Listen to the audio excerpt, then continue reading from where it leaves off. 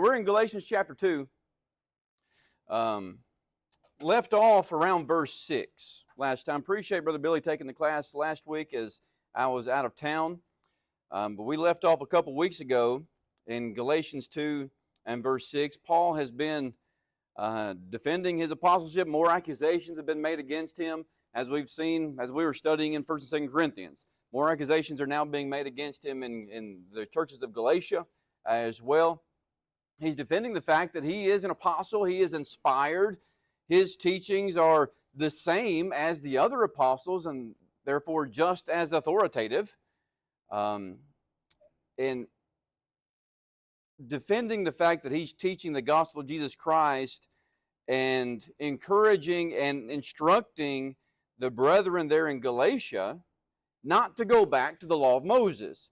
And he'd been describing the danger of that, why it's so important to hold to the gospel of Christ, that which Jesus established, and defending his authority in teaching such. Let's begin reading at verse 6, and we'll go down to verse 10.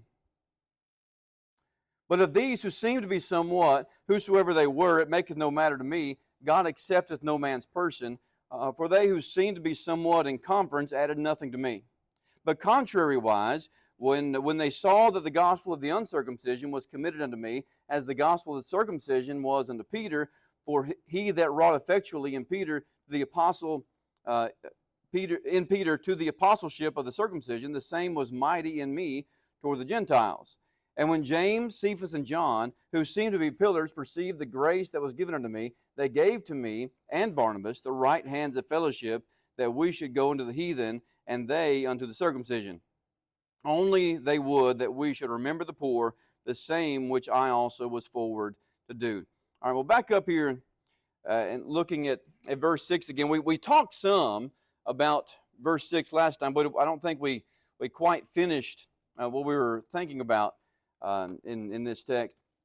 When Paul says those who seem to be somewhat, what was he talking about when he's describing those who were somewhat?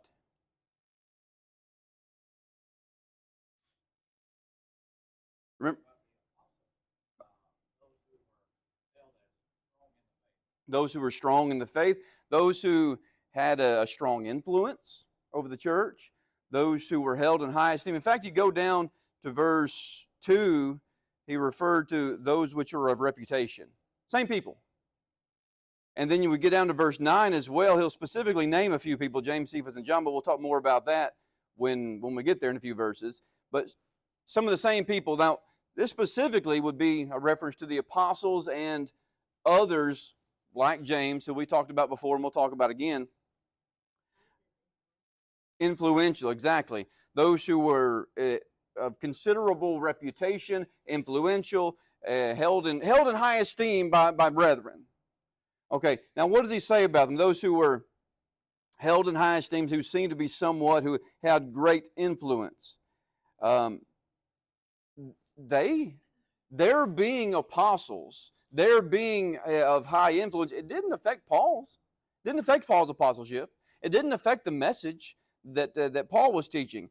If Paul was still an apostle, he was not deficient in any way. Either before or after he met them, he was not deficient in the truth in any way. They were all apostles. And he says in the middle of that verse 6, there, God accepteth no man's person. What does that mean? God's not, we've seen that before, haven't we? God's not a respecter of persons. Keeping it in the direct context, God is not holding up one apostle over another. This person's teaching is held higher. No, that's not what's happening. God accepted no man's person. In other words, Paul's apostleship and his inspiration and his teaching was just as authoritative as theirs was. So he's defending himself against false accusations, and primarily part of that, of course, was that he was not an apostle as the other. At least maybe he's not to the higher degree as the other apostles, but that simply wasn't the case. And Paul's defending himself and his inspiration and his teaching of the gospel in that way. But you go into verse 7 there and he says, but contrariwise. Now, what does that mean? Well, the opposite was the case, right? But contrary-wise, it wasn't that the other apostles looked down on him. It wasn't that they were held by God above it, but the opposite is true, contrary-wise. These brethren of reputation, they recognized Paul's work. And in fact, it even says, when they saw the gospel of the uncircumcision was committed to me, as the gospel of the circumcision was unto Peter. They, just as Peter was an apostle, authorized by God and commissioned by God to go to the Jews, well, these other apostles even recognized that Paul was an apostle commissioned by God to go to whom? To the Gentiles. Of course, that referenced uncircumcision, just another term for the Gentiles. Circumcision, another word for the Jews. That's who that's referring to. So the opposite of what the accusers, the Judaizers, were claiming about Paul, the opposite was true. So contrary-wise is the term that the King James uses there. Also, let's think about the slight contrast, not really that may not be the best word, but the difference here described between Paul and Peter. Paul was going to whom? Paul was going to the Gentiles, and then Peter was going to whom? The Jews. This is not a distinction of a level of authority in any way. It's a distinction of the sphere, the area in which God commissioned them to work. Now, but back up a minute. Does that mean that Paul was only and could only go to the Gentiles? Doesn't mean that at all. In fact, where did when Paul would go to a new city, where did he often start? He would go to the synagogues, and, well, who's at the synagogues? That's the Jews. And also, you think about Peter. Peter wasn't only going to the Jews either, was he? In fact, who was the first one to go directly to the Gentiles to preach and teach? That was Peter back in Acts chapter 10. You remember who it was that he taught? Cornelius and his household. Exactly. Back in Acts chapter 10. So neither one of them is limited. Paul's not limited to the uncircumcision, the Gentiles. Peter's not limited to the circumcision, the Jews. But that was their primary focus and what God had commissioned them to do. All right, what questions, comments do you have?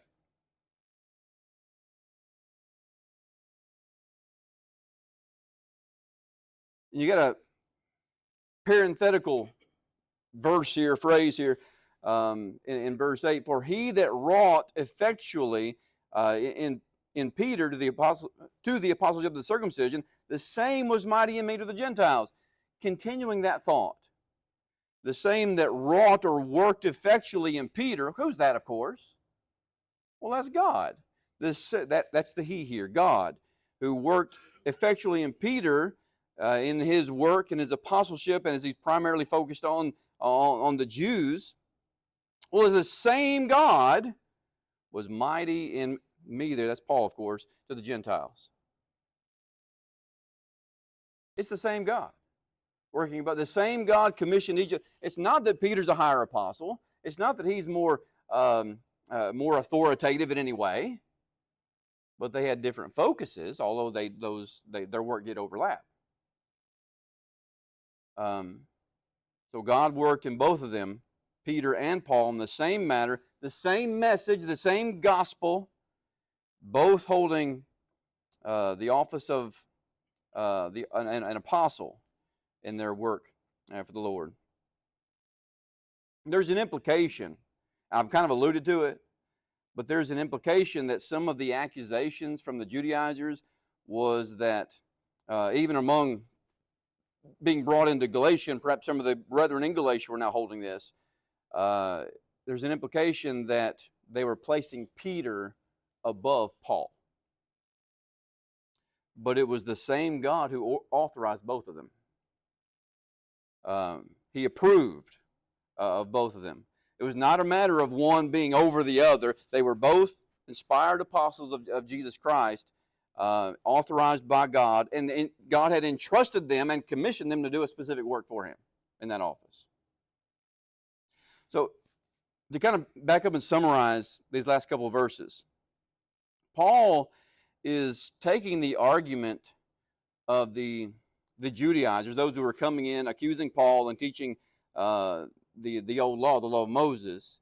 He's taking their argument and turning it around against them. These people, these false teachers, these Judaizers, claimed that the apostles were on their side. With them, the Judaizers, well, they weren't. But that was the claim. But Paul's turning that around and showing that the apostles were teaching the same gospel that Paul's teaching.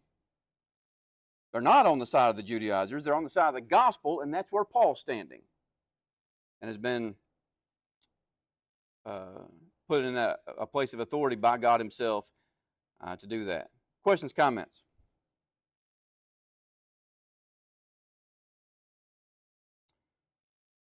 All right, going into verse 9, we got 3 individuals specifically mentioned here. And when James, Cephas, and John, who seem to be pillars. Now, we'll come back and talk about these individuals and know exactly who they are in just a moment, but let's think about this phrase here, seem to be pillars. What does that mean? Don't ask my grandmother. They're stand-up individuals, not something to put your head on at night, right? They're strong, influential, strong leaders in the church, supports in the church. All right, so and these individuals, those strong foundational pillars, support systems in the church, they perceived the grace that was given unto me. They knew about God's grace that had been given unto Peter. Or excuse me, Paul. Well, Peter too, but Paul specifically here. Now, let's talk about who these are. First of all, this Cephas. Let me get my, here we go. Cephas, who is that? That's Peter. He's referred to by a few different terms in the New Testament. You got Cephas, Peter, and what else is he called? Simon. Okay, so this is the Apostle Peter, and John, of course, the Apostle John. What about this James? Who is that?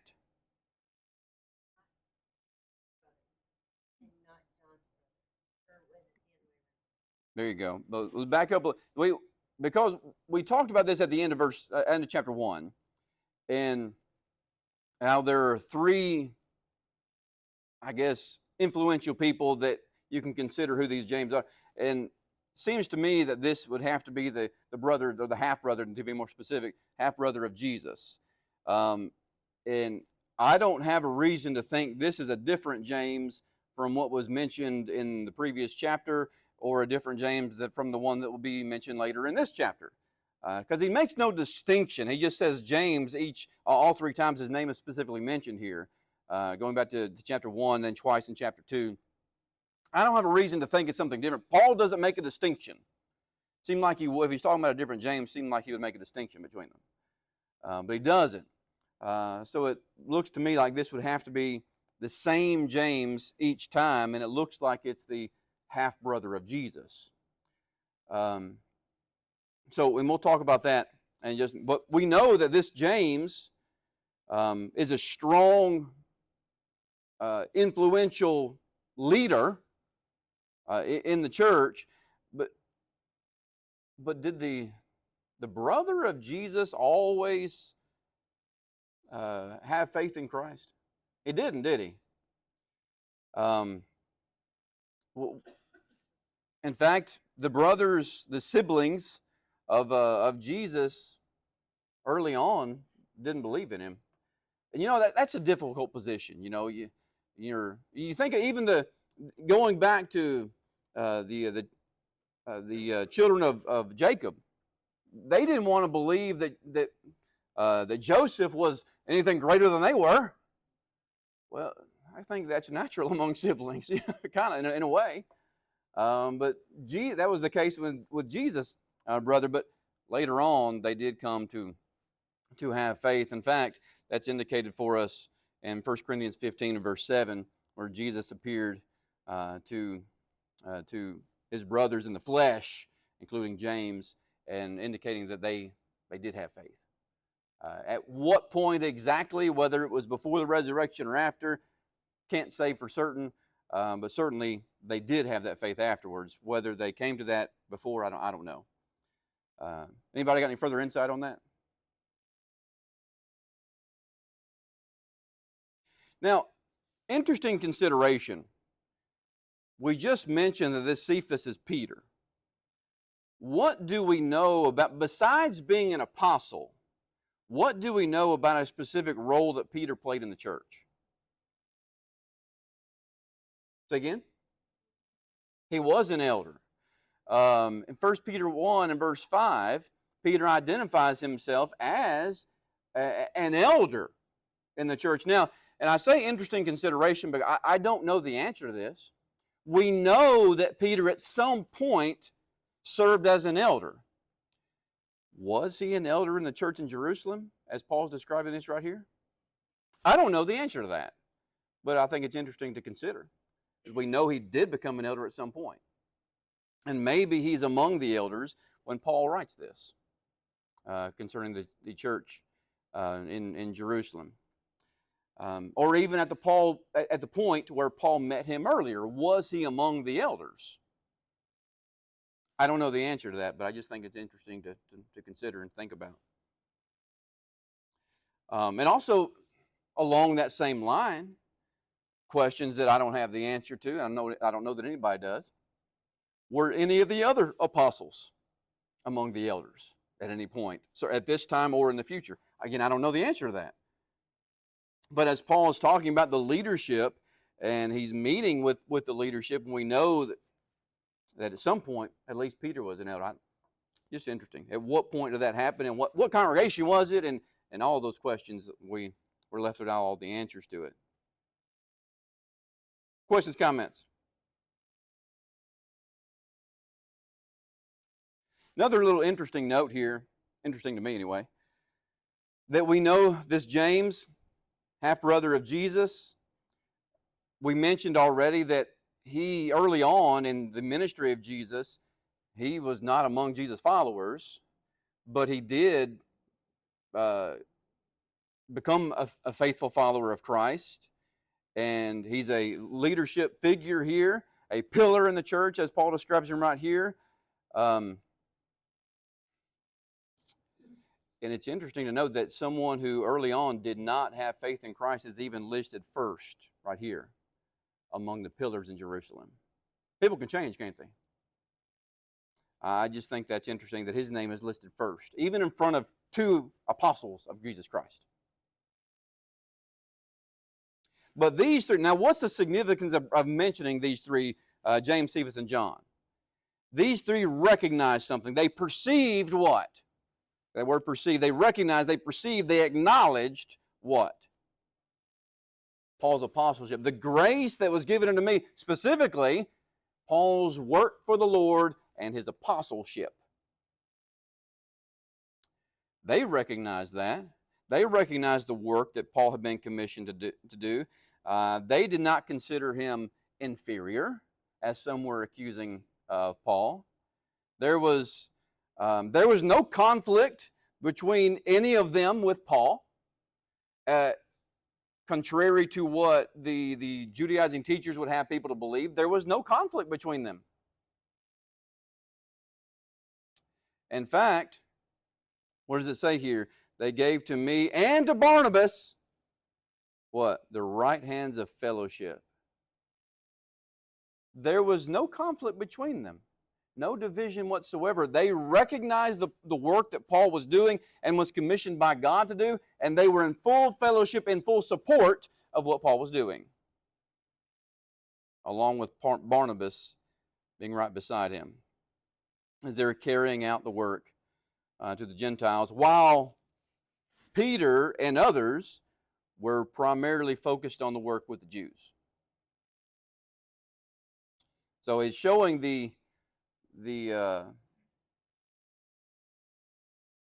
error of what the false teachers were claiming.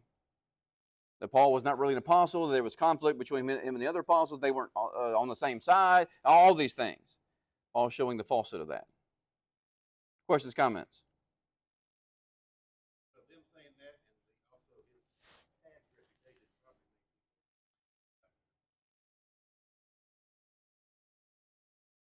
He did have a reputation, didn't he? And we've talked about that before, but, Paul had been a persecutor of Christians. And he'd imprisoned Christians and gave his consent and had a part in the death of at least one, which was Stephen, of course.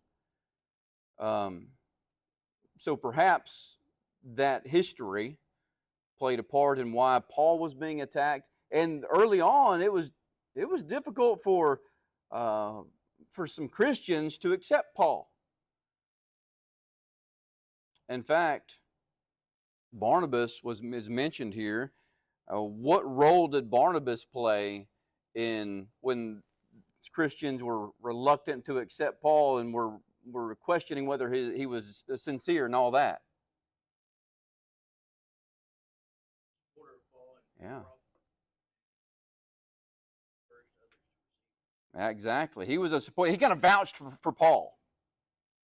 Barnabas. People respected Barnabas, and Barnabas was supporting Paul and vouching for him when people were like, "Can we really trust this guy?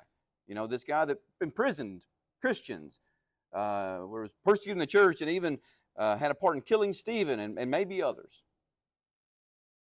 But Barnabas was there right beside him, and now these great leaders in the church in Jerusalem are in full fellowship with Paul, recognizing the work that he's doing. No other questions, comments?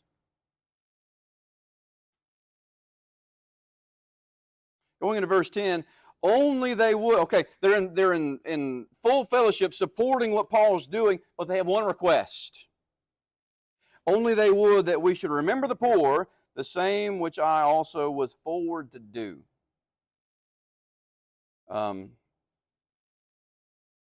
Interesting way this is phrased here, that we should remember the poor. Literally, keep on remembering the poor. Apparently, they recognize that Paul did remember the poor. That's actually literally means we should keep on, continue remembering the poor.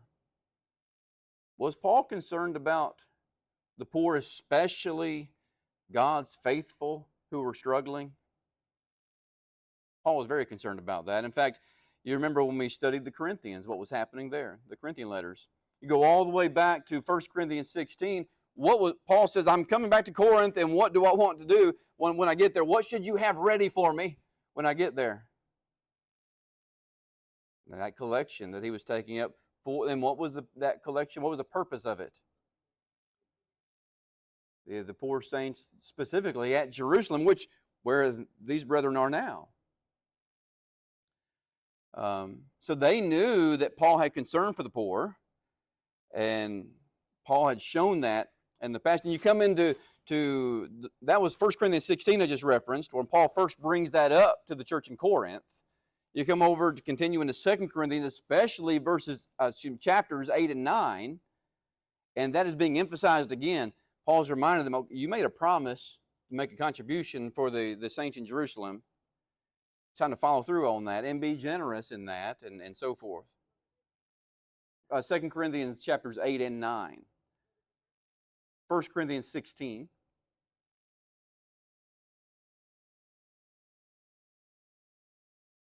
We mentioned in our introduction of Galatians that this letter was probably written during Paul's third missionary journey. And it was during that time, that very time, that Paul was actively involved in taking up that collection for these poor, struggling Christians in Judea, as described in those chapters that I just mentioned. But these pillars in Jerusalem, did they add anything to Paul's message? Did they change anything with Paul's? No, they didn't. They recognized that Paul was preaching the gospel of Jesus Christ, and they were in full fellowship, full support of what he was doing. He had inspired revelation as an apostle. They only requested that he remember the poor and keep on remembering the poor, which he had already been doing. And the King James says, which I also was forward to do. What does that mean? We don't talk like that a lot of times nowadays. But what does he mean when I also was forward to do? very willing, and even eager. I'm very conscientious and focused on, I want to accomplish that and eager to do it, willing to do it. So that didn't change anything. Their special request, we're in full fellowship, I just want you to do this, that didn't change anything because Paul was already doing that anyway. Questions, comments?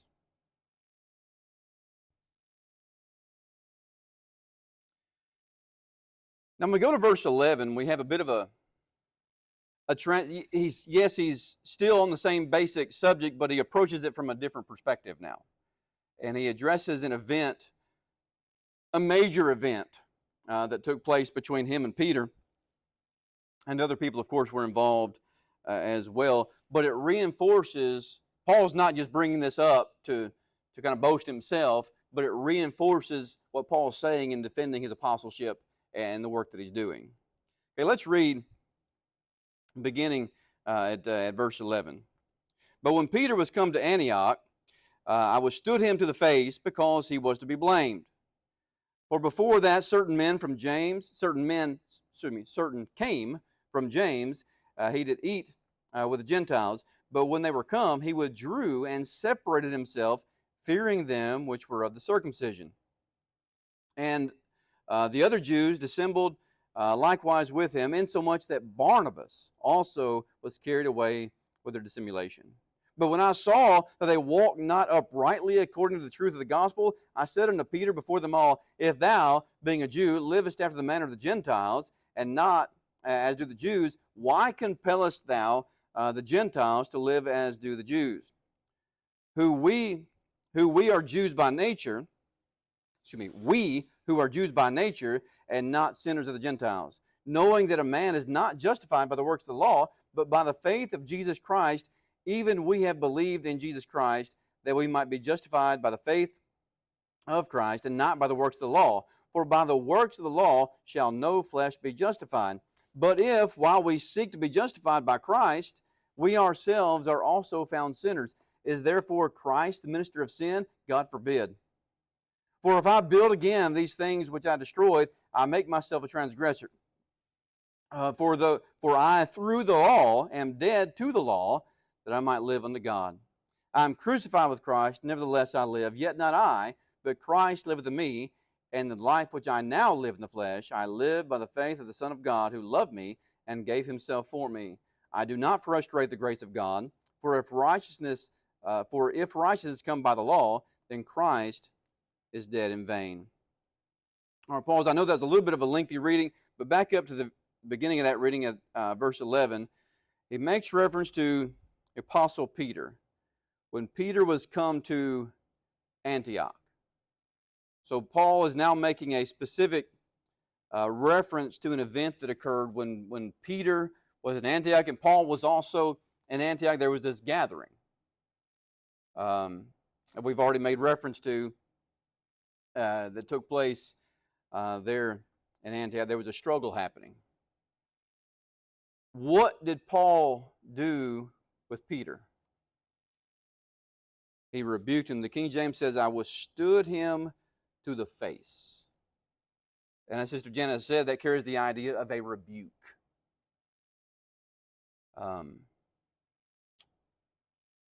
Because he was to be blamed. He was guilty of something. So Paul is rebuking him. We'll talk about what that is in just a minute. But as we begin this section here with verse 11, Paul now opens the question as to whether or not the Jew is still bound to the law of Moses. He's been discussing whether or not the Gentile, why are you teaching the Gentiles to go back? Now, how he's addressing the Jews. Whether the Jews are still bound to the law of Moses. Just settled the question for the Gentiles. And this argument that Paul is making, and this bringing up of this event, is to show Paul's consistency with this. There may be some others, like Peter, who maybe at times struggle with being consistent about it. But Paul is showing his consistency. and holding the gospel that the law of Moses has been done away with, that we're no longer under that authority. And this confrontation with Peter revealed that Paul was in no way inferior to Peter and the other apostles, and he was holding to be consistent with his teaching even when some of the other apostles struggled to do that. He withstood him to the face. Now you can see the imagery with that. He faced him down. Now that's pretty strong language there. When you talk about Peter, remember, Peter is an apostle of Jesus Christ. But Paul withstood him, that faced him down, rebuking him for something he had done. And again, why? Because the text says he was to be blamed. Now, the text, the coming verses will describe what happened there, but he stood condemned for something.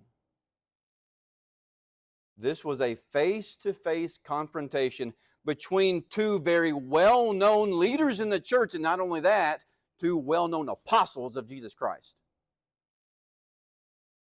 And one of them stood condemned. One of them was to be blamed. Now, was he to be blamed? Did he stand condemned because he was teaching error? No. Not because of his teaching. Why was he to be blamed for partiality? Because he failed to implement, to practice the teaching. Not because he taught error, but because he failed to practice it correctly. The application of the truth was inconsistent. And therefore, Peter was to be blamed. He stood condemned. And Paul is forced to place a strong... Now, let me rephrase and describe. I don't mean that the Lord forced Paul to do this. Paul had a choice to do that. But I think Paul's conviction forced him to do it, to stand up to Peter and give a strong rebuke. Because Paul was unwaveringly loyal, striving to be consistent with both his teaching and his application, and he sees Peter failing to do that. And because Peter is such a high influence individual and apostle, this has to take place to his face in front of these people to correct the problem. So this is a big deal here. Two apostles face to face in disagreement over this application, and it's because one of them is in very serious wrong on what he's doing. Go ahead.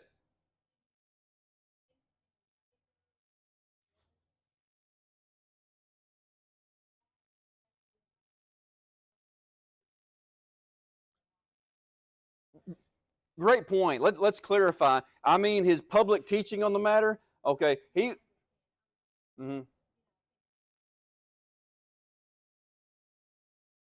we do teach by our actions, don't we? So in that sense, he was teaching them a lesson that was wrong.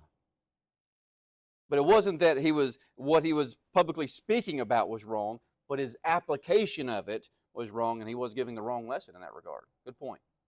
Further questions, comments?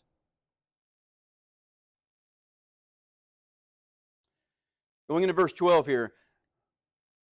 Before,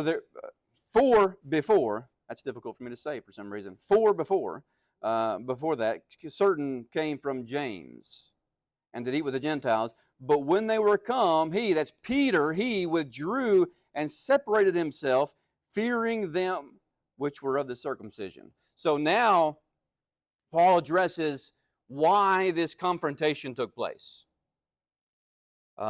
He was eating with the Gentiles. And what does eating with them indicate? Fellowship. Peter's in fellowship with the Gentiles, but then when certain came from James, what did Peter do? He withdrew and separated himself. He separated himself from the Gentiles that he had previously been eating with, indicating he's in fellowship with them. Paul saw that. That's a problem. Peter had made a practice of open fellowship with Gentile converts, as he should, because they're the family of God. Think about some history, and we're not going to have time to go into detail on this, but think about some of the history with Peter and the Gentiles. You remember who was it that God revealed that vision to with the animals and so forth? Of course, that symbolized, this is Acts chapter 10, and that symbolized those eating those unclean animals. It indicated, okay, it was a symbol of God bringing in the Gentiles. And that's described for us in Acts 10. And that's when God sent Peter to Cornelius, Gentile person's home, to teach him Christ. And now it's Peter who is struggling with the application of that here, as Paul describes it in Galatians chapter 2.